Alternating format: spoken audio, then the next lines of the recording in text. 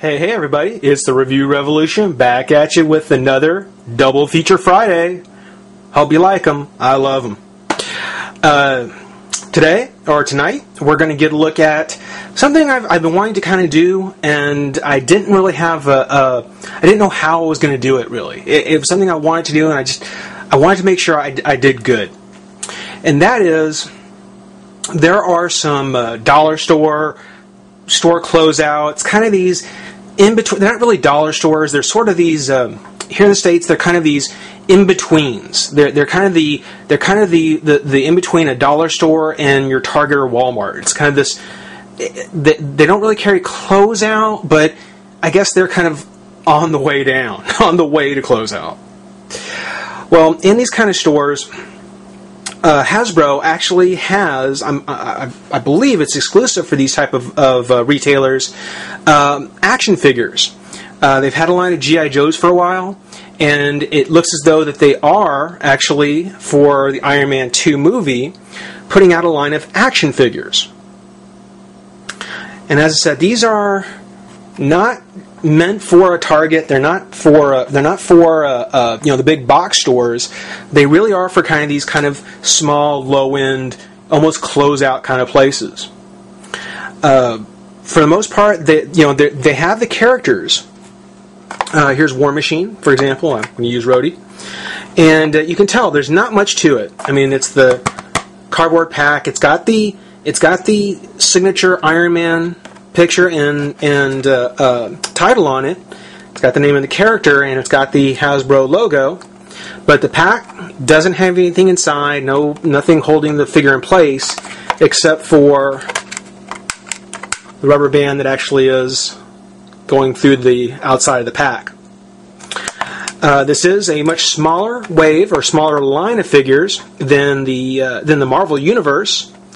And though it is a little bit cheaper, really, I think it's just as nice. When we get it open, we'll see just how good or bad it actually is. But on the back, you can see there are 5 figures that they made: the Iron Man Mark III, the Iron Man Mark VI, War Machine, the Iron Man Mark V, and the Tactical Assault Drone. No details, nothing except, all the little stuff about, Hasbro and them as a company. The barcode. And, of course, visit us at hasbro.com/Ironman. But you can see that's War Machine.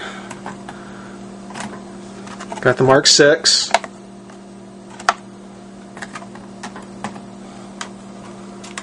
The Mark III that we've all come to love. The Mark V. The suitcase suit, and then the Tactical Assault Drone. So, again, not a whole lot as far as packaging or as far as presentation goes. We'll take a moment, get them out of the pack, and get a look at the figures. Have some fun. Be back soon. Alright, so we've got them out of their packs. Got a little Iron Wars going on here. One thing I'll say about the figures, they're more surprised. I was more surprised in them than I thought that I would be. I really thought they were just going to be in pretty much a static pose, but they actually have more articulation than I thought. For the most part, when it comes to all the figures except one, they have one arm that can move, and then one that's just molded in place. As far as I can tell, they all have a ball-jointed head. They can all twist at the torso. And they all have some type of articulation at the leg.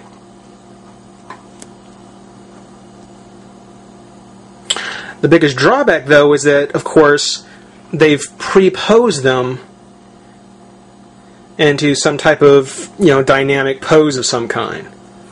If this had been more like a Star Wars figure where, you had the shoulders, the head, the legs, I think that would have been much better to do. But, that because they didn't, for what we do get, they're actually pretty good. They're nice. They're very nicely interpretations of the movies. This one being, of course, the Mark III.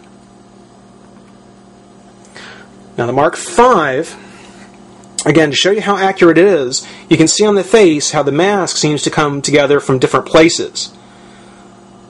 So it's not a slide-down mask, when in fact it's one that closes in around his head. You can see how the scales kind of show across the armor, covering him. And of course he also has the twist of the torso, the head, twist at the legs. But Mark V has the articulation here and here, which again is a bit of a surprise. If they all would have been more like this, maybe without quite the crouching position, I would think these were a definite buy. These would have been a for sure buy. As it stands now, I mean, I would probably say if you've got a little brother or someone who won't leave your Iron Man figures alone, get him a couple of these and say, there you go. Oops. The Mark VI. Mark VI looks pretty good. The face is actually painted very nicely. This arm is on a hinge. This one is molded in place. The twist on this one is a little tighter, not quite as much clearance, so not as much movement on it. The leg does go in and out, same as on this one. Still a very nice looking Iron Man. Just see on the back, you can see how the plates are molded or sculpted on there. The legs. Much more than I would have expected from just kind of this small, you know, almost dollar store exclusive set. Yeah, we'll do War Machine. It's a toss-up between War Machine and the Tactical Assault Drone as my favorites. War Machine clearly because he looks great. That's a great looking War Machine. I mean, even if he was posed in, even if this was a static pose with no other articulation, this is a great little War Machine. I think he looks really, really cool. But he does actually have a twist at his torso. This arm is static. This arm does move. The head is, I believe it's on a ball, but because it's cluttered by the missile launchers and his gun, can't really get to it too well to test. But I believe that it may be on a ball. You can see here, when you twist the leg out, it looks as though there's a joint in there, but it's just the sculpt. It doesn't actually come out, which is a bit of a tease. You know, shame on Hasbro. But you can see, again, very, very nice War Machine.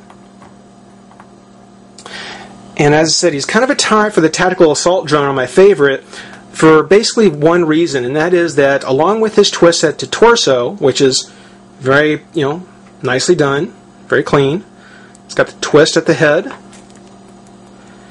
This arm is static. This arm does turn. Is that the hinge on the legs is actually on the side of the hips instead of kind of coming down. And so this one comes closest to kind of the standard 5 points of articulation that I think would have made these perfect. Or at least, you know, like I said, a definite must-buy. For the most part, though, they're nifty little things, certainly little collectibles. Not a whole lot. I'll let you guess how much they were. But this is the Review Revolution, saying rate, comment, subscribe, join the revolution. Hope you had fun, and I'll see you soon. Bye-bye.